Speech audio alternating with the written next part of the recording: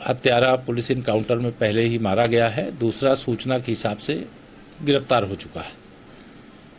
यह स्पष्ट है कि कोई अपराध करेगा तो न वो बच पाएगा, न छिप पाएगा, न कोई उसे बचा पाएगा। यह पुलिस का जो कार्य है वो अपना कार्य किया है, लेकिन जो बच्चे बेसमय मारे गए हैं, अकारण मारे गए, उसका मुझे भी कष्ट है, पूरे प्रदेश को दुख है।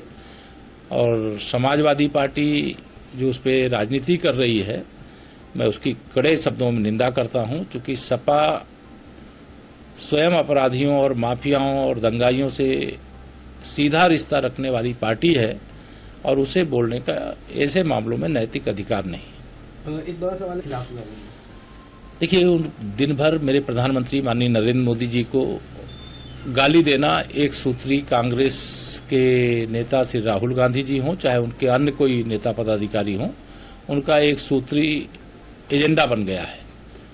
और इसका जवाब लोकतंत्र के इस महापर्व में देश की जनता देगी, उत्तर प्रदेश की जनता देगी।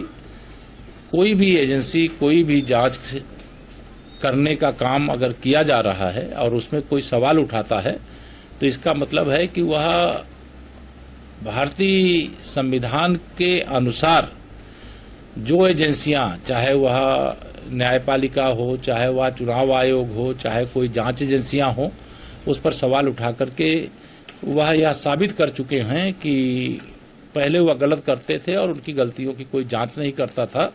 जांच केवल छोटे लोगों की होती थी, जो बड़े लोग होते थे उनकी जांच नहीं होती थी। आज छोटे बड़े का अंतर खत्म करके जो जांच है वो एकदम निष्पक्षता से जो भी दोषी उसके खिलाफ की जा रही है, और जो जांच में दोषी होता है उस पर कार्रवाई की जाती है। किसी को कोई शिकायत है तो नेतागिरी न करे, जाकर के उस एजेंसी के खिलाफ न्यायालय उससे बड़ा स्थान है, वहां जाकर के बात करें। सोनिया गांधी की जा रही है, ये एक चौतरफा हमला करते हुए उन्होंने ये बात कही कि कांग्रेस को कमजोर करने का प्रयास है प्रधानमंत्री। कांग्रेस तो ऐसे कमजोर है, मतलब ये बहाना खोज रहे हैं 2024 का रिजल्ट आने के बाद का, कि अगर वह चुनाव पूरी तरह से हारेंगे, जनता उन्हें नकारेगी, तो ये बहाना बनाएंगे। बाकी कांग्रेस से ज्यादा भ्रष्ट पार्टी कौन है? भ्रष्टाचार की अम्मा है कांग्रेस। सर, एक आखिरी सवाल रहता है कि जिसमें उन्होंने ये कहा है कि दंडात्मक कार्रवाई। कांग्रेस तो ऐसे कमजोर है, मतलब ये बहाना खोज रहे हैं 2024 का रिजल्ट आने के बाद का, कि अगर वह चुनाव पूरी तरह से हारेंगे, जनता उन्हें नकारेगी, तो ये बहाना बनाएंगे। बाकी कांग्रेस से ज्यादा भ्रष्ट पार्टी कौन है? भ्रष्टाचार की अम्मा है कांग्रेस। सर, एक आखिरी सवाल रहता है कि जिसमें उन्होंने ये कहा है कि दंडात्मक कार्रवाई उनके खिलाफ न की जाए। इस पर उनकी मंत्री आतिशी ने ये बात कही। पूरा देश उनके इस प्रकार के आचरण से हंस रहा है। 10-10 बार अगर किसी को कोई एजेंसी सम्मन दे रही, तो यार गलत नहीं हो तो जा करके सामने प्रस्तुत हो जाओ और जाके बताओ कि भाई मैं गलत नहीं हूं।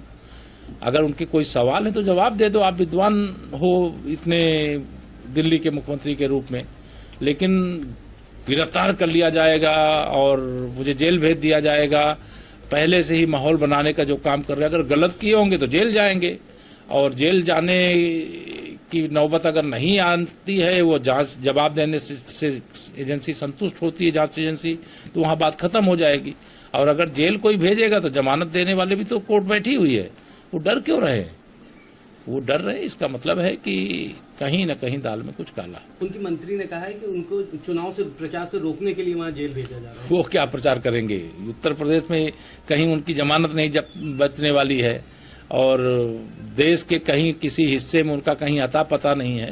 कांग्रेस की कमजोरी का फायदा उठा करके वह दिल्ली और पंजाब में आए जरूर हैं, लेकिन आकर के जितना भ्रष्टाचार किया है उसके कारण से उनके कितने मंत्री जे अभी तिहाड़ जेल में बंद पड़े हैं और कितने मंत्री पंजाब की जेल में बंद पड़े हैं उनके, ये स्वतः सब सामने आ चुका है। क्योंकि ईमानदारी का नाम लेकर के और बेईमानी की दुकान खोल देने से और ईमानदार बने रहने का जो। अगर आप ये वीडियो YouTube पर देख रहे हैं तो हमारे चैनल को सब्सक्राइब करें और बेल आइकन को दबाना ना भूलें। अगर आप Facebook पर ये वीडियो देख रहे हैं तो हमारे पेज को लाइक करें।